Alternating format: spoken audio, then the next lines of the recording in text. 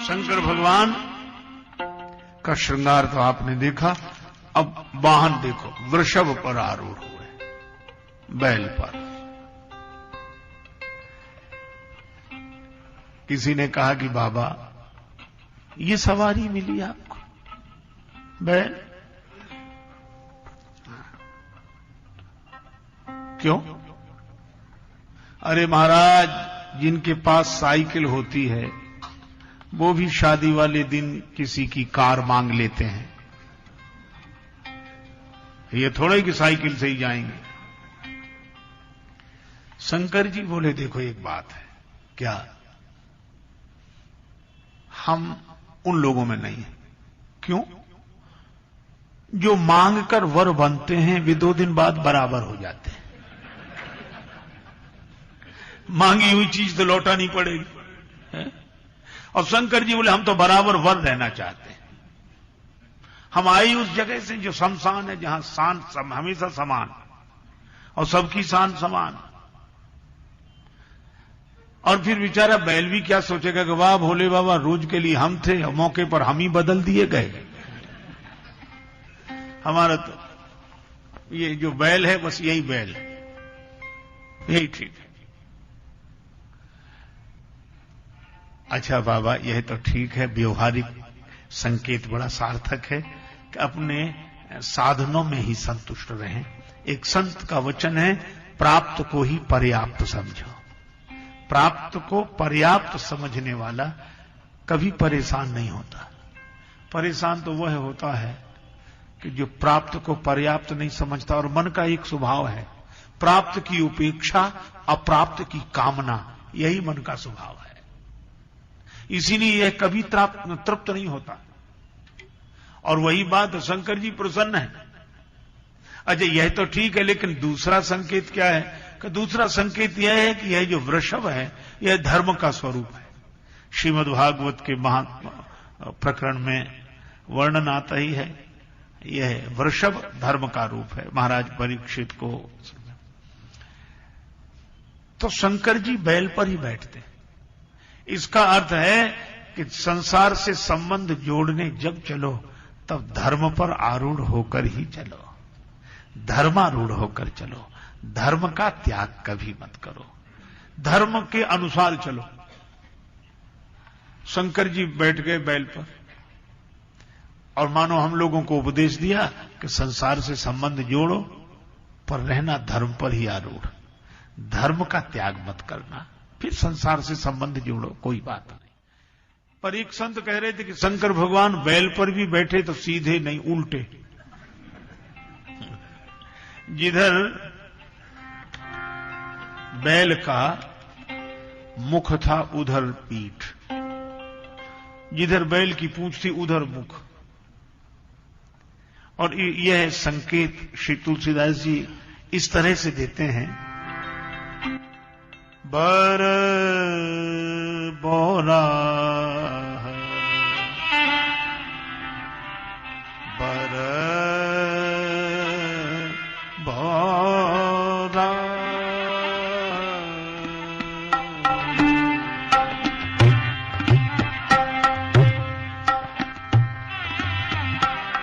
बोरा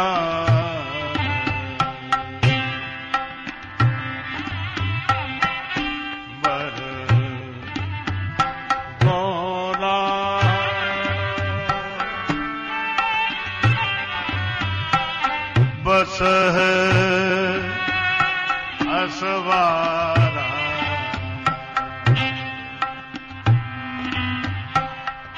बर बोला बस असवारा बर बोला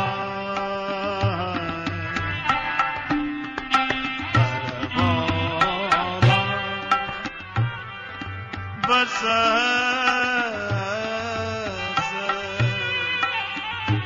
असवारा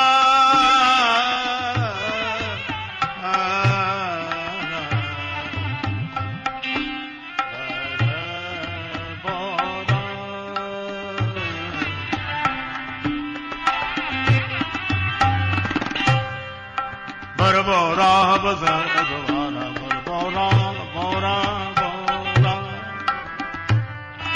बरबोरा बरबोरा बरबोरा। ये बर बावला है, बैल पर बैठा है, तो बैल पर बैठना होने से थोड़ी कोई बावला होगा। पर व्यंग यह है कि बैल पर भी ठीक बैठना नहीं है, उल्टा बैठे।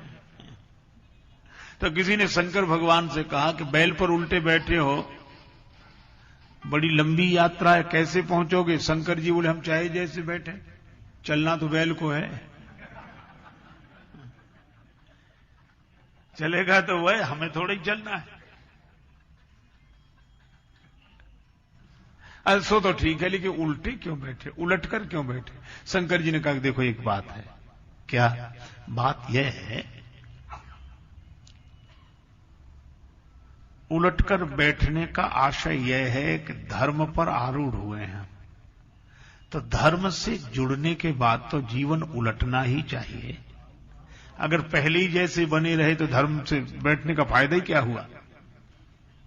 उलटना है, हमारा मन उलट जाए, जगत से जगदीश की ओर मुड़ जाए, यही तो धर्म पर बैठकर उलटना है, अपने जीवन को बदलना है। अच्छा यह तो ठीक है। और दूसरा, शंकर जी बोले हमें उलटकर ही बैठने की आदत है। उलटकर बैठना क्या? अंतर्मुखी दशा में रहना ही उलटकर बैठना है।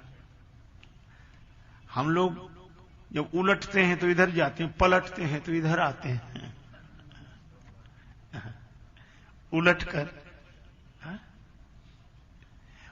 बैठना है। दिल में दिलदार सही, अखियां उलटी कर ताहे चितइए। चरणदास गुरु कृपा कीनी, उलट गई मोरी नैन पुतरिया। वृत्ति इधर हो गई तो उलटकर बैठ गया, अपने स्वरूप में बैठा हूं। आहा, निजानंद मस्ती में मैं झूमता हूं, कहां कौन कैसा न मैं पूछता हूं। खिले हैं जमाने में गुल रंग बिरंगे, मिसाले भंवर हो के मैं गूंजता हूं। न जीने की इच्छा न मरने की चिंता, कजा से निडर हो के मैं घूमता हूं। पर मिली हैं जिनसे ये बेहद निगाहें, पकड़ उनके कदमों को मैं चूमता हूं। हुआ मुक्त सबसे बड़ी खुश नसीबी, फकीरी खजाने को मैं लूटता हूं। संत कबीरदास जी कहते हैं, बैठे ठाणे परे उताने, कहें कबीर हम वही ठिकाने। इसी को श्री तुलसीदास जी कहते, शंकर सहज स्वरूप सम्हारा। यही उलटकर बैठना। तो ज्ञान की दृष्टि से उलटकर बैठना स्वरूपस्थ होना। धर्म की दृष्टि से उलटकर बैठने का अर्थ जगत से जुड़ी हुई वृत्ति परमात्मा से जुड़ जाए, अनीति से जुड़ा हुआ मन नीति से जुड़ जाए। और भक्ति की दृष्टि से उलटकर बैठने का अर्थ यह है, शंकर जी ने कहा कि बारात में भगवान विष्णु हैं, भगवान विष्णु हैं और भगवान विष्णु के साथ अन्य देवता हैं। हम बैल पर बैठकर सीधे बैठ जाएं, इधर चलें और पीछे आ रहे भगवान, तो भगवान की ओर से पीठ हो जाएगी। तो ऐसा सीधा बैठना किस काम का कि भगवान की ओर से पीठ हो जाए? फिर बोले हम उल्टे ही बैठेंगे, जगत की तरफ से भले ही पीठ रहे, भगवान तो दृष्टि में रहे, दृष्टि में भगवान रहे। अच्छा, लेकिन एक बात है, क्या भगवान को देखने के लिए जगत से पीठ कर ली और नाता जगत से ही जोड़ने जा रहे हैं? तो जिससे नाता जोड़ रहे उसी की तरफ पीठ, तो भगवान को देखने का फल क्या? शंकर जी ने कहा बस यही जगत से संबंध जोड़ने की कला है। क्या का संबंध जगत से जोड़ें और दृष्टि में भगवान को रखें, तो यह संबंध सार्थक हो जाएगा, धन्य हो जाएगा। देवता बोले हमें तो कुछ समझ में आता नहीं। भगवान विष्णु ने कहा, देवताओं तुम्हारे बिना कोई विवाह नहीं होता। ऐसा दूल्हा आज तक देखा? बहुत विवाह देखे होंगे। देवताओं ने कहा कि आज तक नहीं देखा। तो भगवान विष्णु व्यंग करते हुए बोले, तो दूसरे के गांव में जाके अपनी हंसी कराओगे कि दूल्हे के लायक एक भी बाराती नहीं है। व्यंग यह था कि दूल्हा है ही नहीं बारात लायक। पर व्यंग कहा उल्टे ढंग से कि दूल्हे जैसा न हो तो कम से कम दूल्हे से मिलता जुलता एक तो बाराती होता। और शंकर भगवान तो ऐसे दूल्हा है कि भगवान तक इनकी बराबरी नहीं कर पा रहे। तो क्या करे? भगवान विष्णु ने कहा कि देखो, हंसी न कराना हो, अपनी अपनी हंसी न कराना हो तो अलग हो जाओ। ठीक है। अब भगवान तो विनोद कर रहे थे, अलग हो गए। पर शंकर जी, एक अजीब बात है, शंकर जी पर हंस रहे थे भगवान और देवताओं को भी हंसा रहे कि देखो ये। लेकिन अद्भुत है शंकर भगवान कि जब उन पर भगवान हंसने लगे और भगवान हंसी कराने लगे उनकी, तो शंकर जी भी हंसने लगे। श्री तुलसीदास जी महाराज लिखते हैं, मन ही मन महेश मुस्काही। आहा, ये सामान्य दशा नहीं है। अपनी हंसी उड़ाने के लिए लोग तैयार हों, तब अपने को भी हंसी आ जाए, यह तो जीव के बस में नहीं, यह तो शिव ही ऐसी लीला कर सकते हैं। क्यों? किसी ने कहा ये देवता आपकी हंसी उड़ा रहे हैं और आप भी अपनी हंसी पर हंस रहे हो। शंकर जी बोले इसलिए हंस रहे हैं कि ये देवता अपने मन से हंसी नहीं उड़ा रहे हैं, भगवान का मन शामिल है। तो अगर हमारी हंसी उड़ाने में भगवान की इच्छा शामिल है तो हम भी क्यों ना हंसें और ये सोचें कि हमारी न चले तुम्हारी तो चले। हरम के पुजारी हरम चाहते हैं, करम के पुजारी करम चाहते हैं, न खुशी चाहते हैं न गम चाहते हैं, जो तुम चाहते हो सो हम चाहते हैं। रह गए अकेले, सबने साथ छोड़ दिया।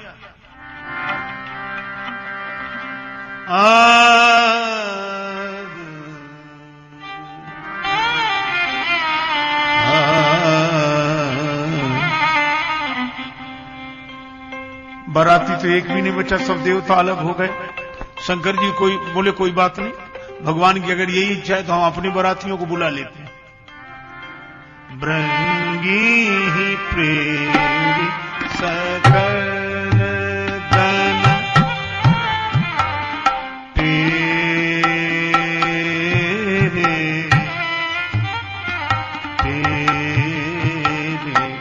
भृंगी प्रेरी सकल।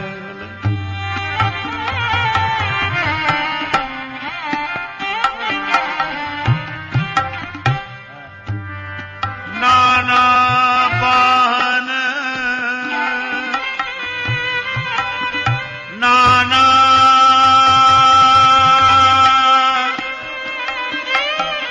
बेखा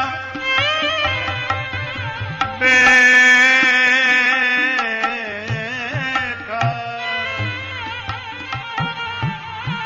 बिह से शिव समाज लीजे देखा प्रेरी सकल।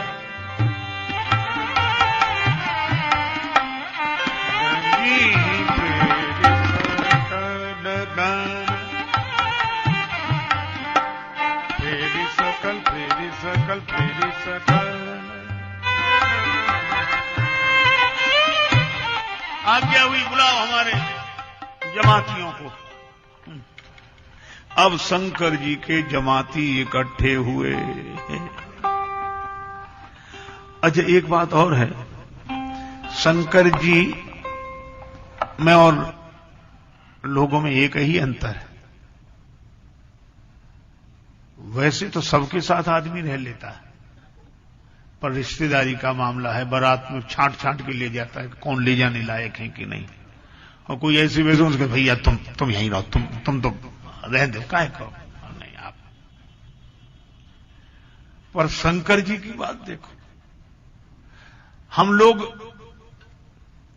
सही सही ढूंढ कर ले जाते हैं और शंकर जी जितने गलत गलत है सबको ढूंढ ढूंढ के लाते हैं। आओ तुम भी चलो। जितने बेचारे अपंग विकलांग, बल्कि यूं कहो कि जो पूरे हैं उनको तो सभी ले जाते हैं, पर अधूरों को तो अपने साथ शंकर जी ही ले जाते हैं कि तुम भले ही अपूर्ण हो पर हो तो हमारे। बस यह शंकर भगवान की उदारता है कि अपने संबंध के कारण, और भगवान की भी इच्छा यही है। और इसीलिए अब शंकर जी के जमाती भूत प्रेत, अच्छा कभी कभी लगता है भूत कौन, जो मरने के बाद बना हो। मरने के पहले कोई भूत बन ही नहीं सकता। ये भले ही कहे कैसा भूत की तरह आ रहा है, भूत की तरह हो सकता है, पर भूत तो मरने के बाद ही। और हमें कभी कभी लगता है कि शंकर जी के जमाती तो ये संत महापुरुष हैं, ये मरने के बाद ही बने हैं, बिना मरे बन ही नहीं सकते। अरे मरने की बात जाने तो श्राद्ध तक कर चुके, मर गए। और कितनी अद्भुत बात है, शंकर जी की जमात में तो वही शामिल हो सकता है जिसका अहंकार मर गया हो। जिस कुल जाति जहां जन्म हुआ था वहां से मर गए, और मरने के बाद ही बने, मरते नहीं तो बन ही नहीं सकते थे। अवसर है अनमोल काम कुछ ऐसा कर जा, पाकर गुरु से ज्ञान यार मरने से पहले मर जा। अपने घट में बैठ निरंतर नहीं किसी के घर जा, सीता राम नाम सुमिरन कर भव सागर से तर जा। एक बार एक महात्मा के पास एक सज्जन गए, राजा थे, बड़े आदमी थे, रजोगुणी वृत्ति थी, अहम भाव भी था। कहने लगे नंबर 1 का सौभाग्य हमें बताओ, क्योंकि मैं इस देश का राजा हूं। नंबर 2 का चाहे जिसे बताना।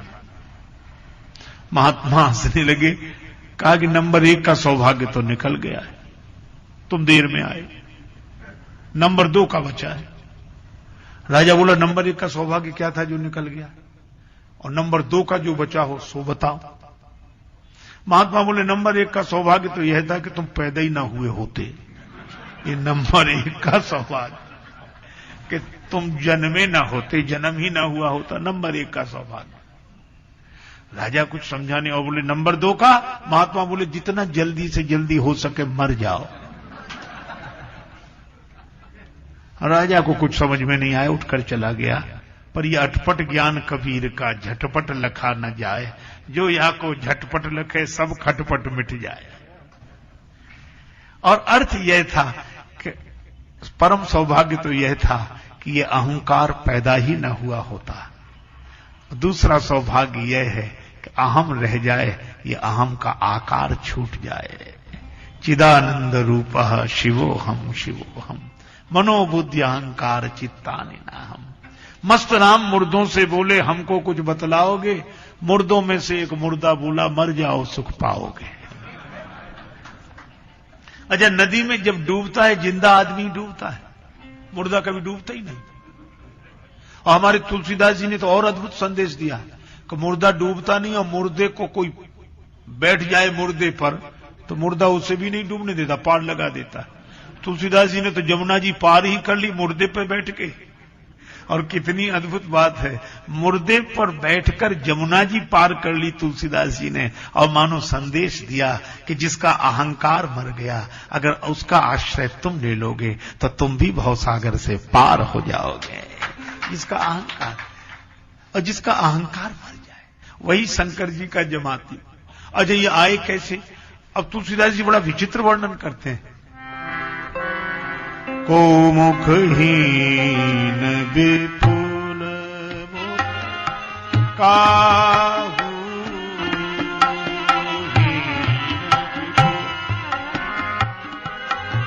विपुल मुख काहू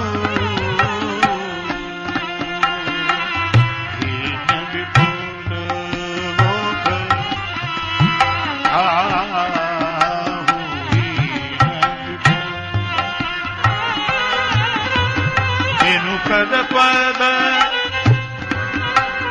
को बहुपद बाहु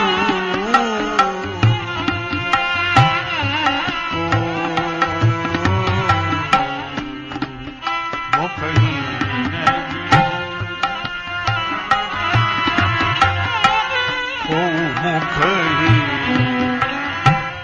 को मुखहीन विपुल को मुखहीन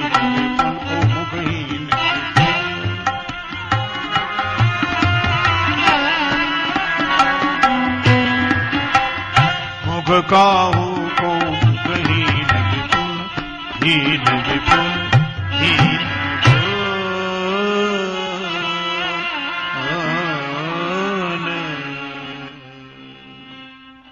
अब शंकर जी के जमाती आए। कैसे? कुछ ऐसे हैं जिनके मुख ही नहीं है।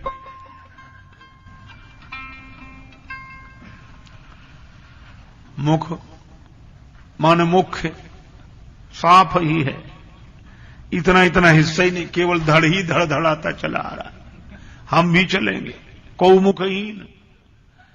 और कुछ ऐसे बराती हैं जिनके मुख ही मुख हैं, अगर वो नमस्कार भी करें तो यही पता न लगे किस मुख से बोल रहे हैं। बिना हाथ पांव के भगवान जाने कैसे आए होंगे, लुढ़कते के उड़ते। और बहुपद बाहु, किसी के बहुत से भुजाएं, बहुत से पांव। भूत प्रेत तो ऐसे होंगे, पर तुलसीदास जी रहस्यात्मक संकेत यह करते हैं कि हमारे साधुओं में भी ऐसे ऐसे लोग हुए हैं। मुखहीन का अर्थ जो मौन है, मौन है। क्या कहें, का कहिए कहते न बने कछु, जो कहिए कहते ही लजाइए। मौन हो गए, उसको समझा जा सकता है, कहा नहीं जा सकता, वह वाणी का विषय नहीं है। हम कैसे कहें? कबीरदास जी कहते हैं, मन मस्त हुआ तब क्या बोले, हीरा पायो गांठ गठियायो, बार बार बाकू क्यों खोले। क्या खोले? मन मस्त हुआ तब क्या बोले। ये मौन है, यही बिना मुख के को मुखहीन। और विपुल मुख काहू कौन? जिनके एक मुख से अनेक मुखों की वाणी निकले। आप महापुरुषों के व्याख्यान सुनते हैं, व्यास जी ने यह कहा, सुखदेव जी ने यह कहा, वाल्मीकि जी ने यह कहा, तुलसीदास जी ने यह कहा, शंकराचार्य जी ने यह कहा, श्री रामानुजाचार्य जी ने यह कहा, श्री वल्लभाचार्य जी ने यह कहा, और उन संत ने यह कहा, उन गुरुदेव ने यह कहा। एक मुख से अनेक मुखों की वाणी निकल रही है, ये विपुल मुख का हो। को मुखहीन कोई है जो अपनी उपस्थिति से ही उपदेश दे रहे हैं, वे मौन हैं। और कोई ऐसे हैं जो अनेक मुखों की वाणी एक मुख से सुना रहे, विपुल मुख काहू। और बिनु कर पद, बिना हाथ पांव के कौन? जिनका देहाभिमान गलित हो गया। हमारे न हाथ हैं न पांव हैं, क्योंकि हम शरीर नहीं हैं, शरीर में हैं, पर शरीर देह हम भी नहीं, देह तुम भी नहीं, देह हम भी नहीं, देह तुम भी नहीं, देह में हम भी हैं, देह में तुम भी हो। देह देह हम भी नहीं, देह तुम भी नहीं, देह में हम भी हैं, देह में तुम भी हो। देह तो गेह है यात्रियों के लिए, गेह में हम भी हैं, गेह में तुम भी हो। तुम समझते स्वयं को देह अभिमान से, तुम स्वयं को समझते देह अभिमान से, हम स्वयं को समझते हैं गुरु ज्ञान से। तुम अहम में टिके, हम स्वयं में टिके, रुकते तुम भी तो हो, रुकते हम भी तो हैं। तुमको दुर्जन मिले, हमको सज्जन मिले, तुम विषयी बने, हम विरागी बने। चाम से तुम जुड़े, राम से हम जुड़े, नेह में तुम भी हो, नेह में हम भी। तुम समझते हो सब कुछ है इंसान का, हम समझते हैं सब कुछ है भगवान का। बल जगत का तुम्हें, हमको जगदीश का। फूलते तुम भी हो, फूलते हम भी हैं। देह तुम भी नहीं, देह हम भी नहीं। एक संतों से सुना हुआ वाक्य सभी जानते हैं। देह को मैं मानना सबसे बड़ा यह पाप है, सब पाप इसके पुत्र हैं, यह पाप का भी बाप है। आप भोले बाबा वेदांत छंदावली में संत श्री भोले बाबा जी महाराज हरिद्वार, ऐसी विरल विभूति सरल हिंदी के पद्यों में वेदांत के उन वाक्यों का भावानुवाद बहुत है। यह देहाभिमान जिनका गल गया, वे देह नहीं है, तो जब वे शरीर ही नहीं है तो हाथ पांव उनके कैसे हुए? ना हाथ उनका ना पांव उनका, यही बिनु कर पद। ये शंकर जी के जमाती हैं जो बिना हाथ पांव के हैं, क्योंकि जिसके हाथ पांव हैं वो है नहीं, और वो हो नहीं सकते जिसके हाथ पांव हैं। तो जब वो नहीं हो सकते जिसके हाथ पांव हैं, तो हाथ पांव उनके कैसे हो सकते हैं? ये बिनु कर पद। लेकिन बहुपद बाहु, बहुत से हाथ बहुत से पांव। स्वामी श्री विवेकानंद जी का व्याख्यान हुआ। उन दिनों श्री स्वामी राम तीर्थ जी प्रोफेसर तीर्थ राम थे, उनका 3 दिन व्याख्यान सुना उन्होंने जी। और स्वामी विवेकानंद जी को बुलाया भी उन्होंने, आयोजन भी उन्होंने ही कराया।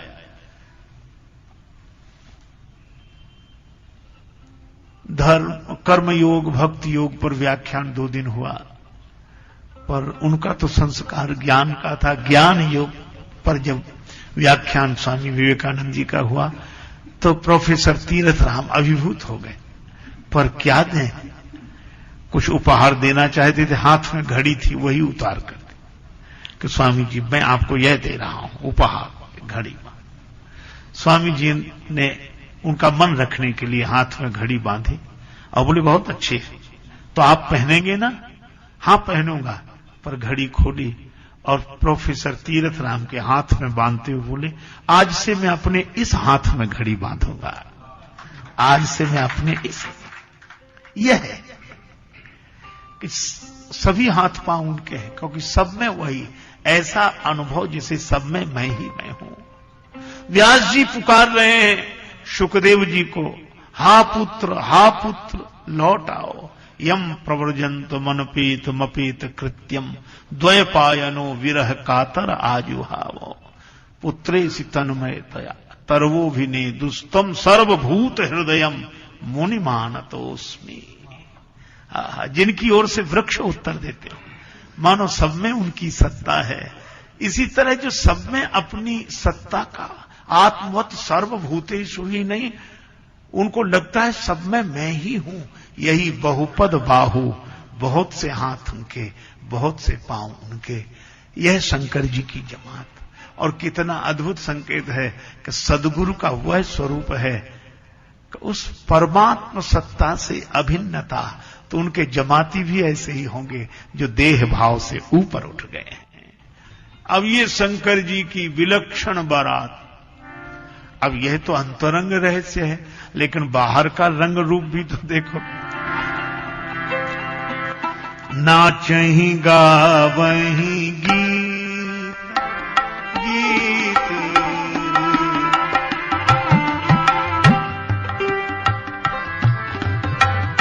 परम तरंगी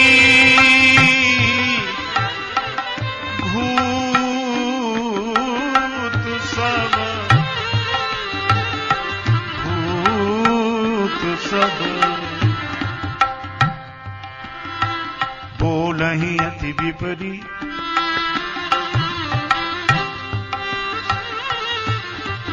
बोलहि वचन विचित्र विधि। नाचहि गावहि गीत गावहि गीत गावहि गीत।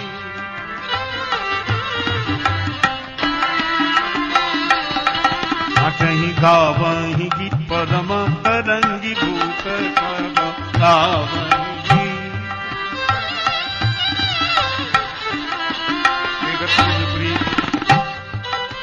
बोलई वचन विचित्र विधिता वही गीत,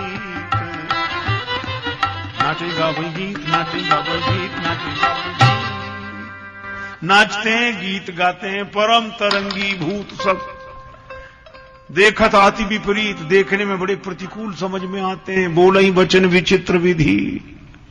अब ये भूत, हे भगवान, एक सज्जन बोले कि भूत होते हैं?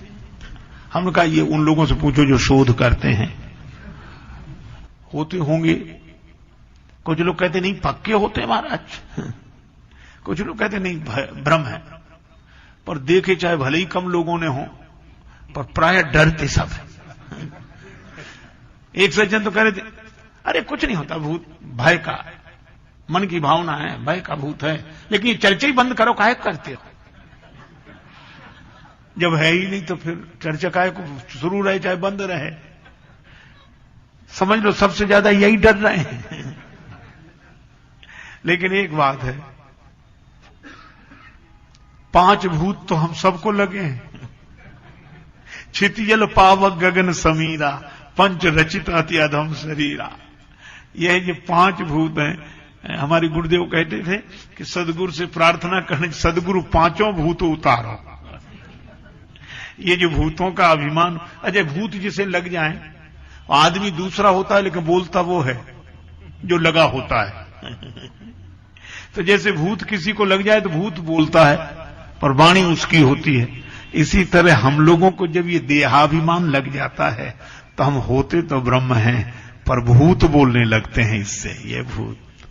और गुरुदेव जब झाड़ फूंक करते हैं तब उतरते हैं ये। शंकर जी के तो ये भूत ही प्रेत है, मानो झाड़ फूंक कराने ही आए। शंकर जी ने कहा चलो। और सचमुच ये है कि ये देहाभिमान का भूत तो गुरुदेव के मंत्र से ही जाएगा और कोई उपाय नहीं। सदगुरु वैद्य वचन विश्वासा। अब ये विचित्र जमात शंकर जी की विलक्षण बारात आई हिमाचल राज्य की नगरी में। अब राजा की बेटी का विवाह, चारों तरफ मंगलमय उत्सव, स्वागत समिति बनाई गई थी।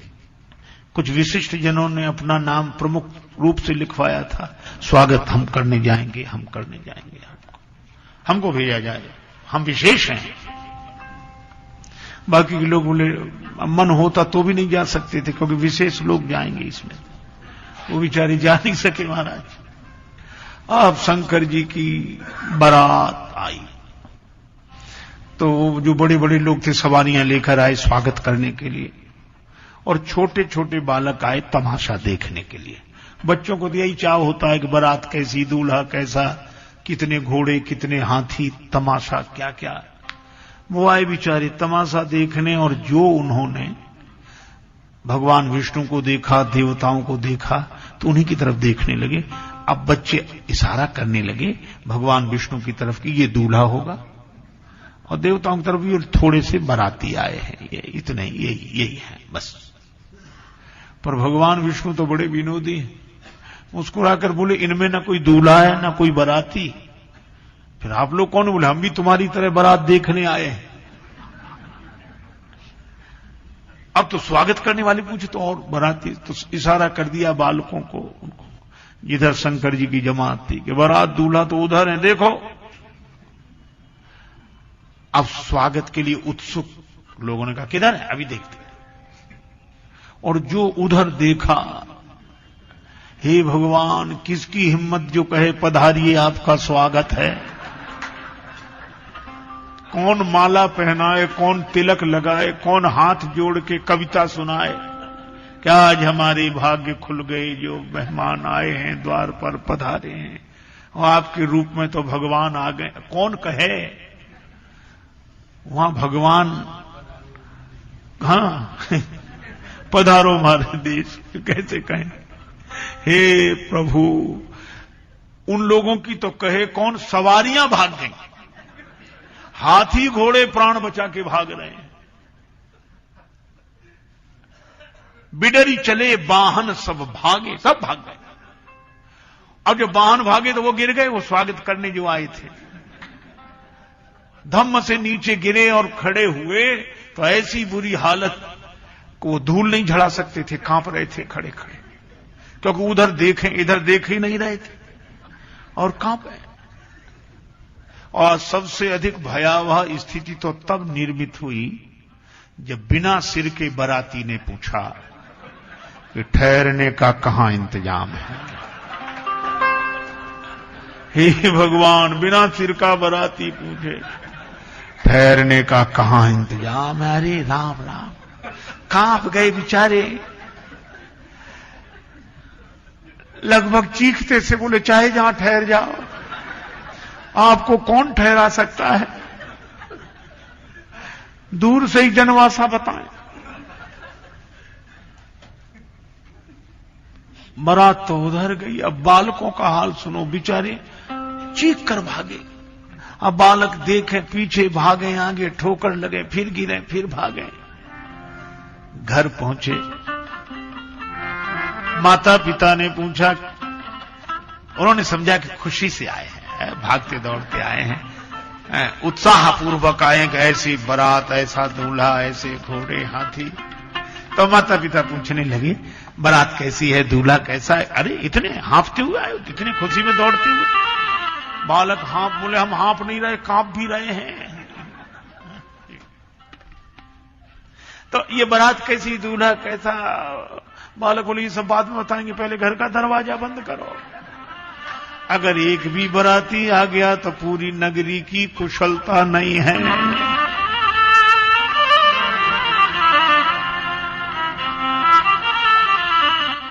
एक संत का लिखा हुआ पद है, अरे बाप रे बाप, विकट विकट भूत प्रेत, विकट विकट सांप। अरे बाप रे बाप, विकट विकट भूत प्रेत, विकट विकट सांप।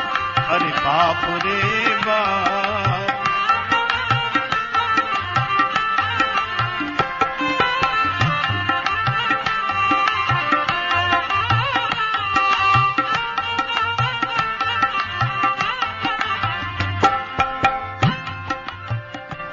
अरे बाप रे बाप,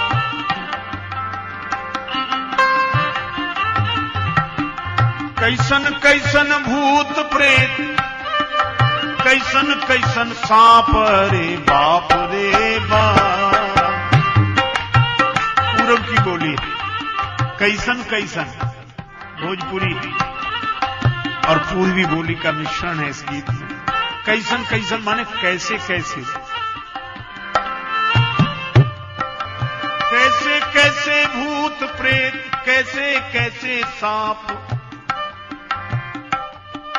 कैसन कैसन भूत प्रेत, कैसन कैसन सांप। विकट विकट भूत प्रेत, विकट विकट सांप। अरे बाप रे बाप,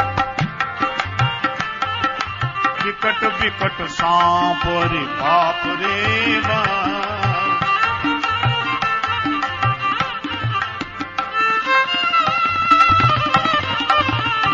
बालक डर से कांप रहे थे, माता पिता की गोदी में गिर गए। मां ने अपनी गोद में बिठा लिया बालक को, साड़ी का आंचल मुख पर डाल दिया। डर नहीं बेटा, लग जा। क्या बात क्या बात। माई बाबू बूझे लगिलन, माई बाबू बूझे लगिलन, अचरा से झांप। अरे बाप रे बाप, विकट विकट भूत प्रेत, विकट विकट सांप। अरे बाप रे बाप।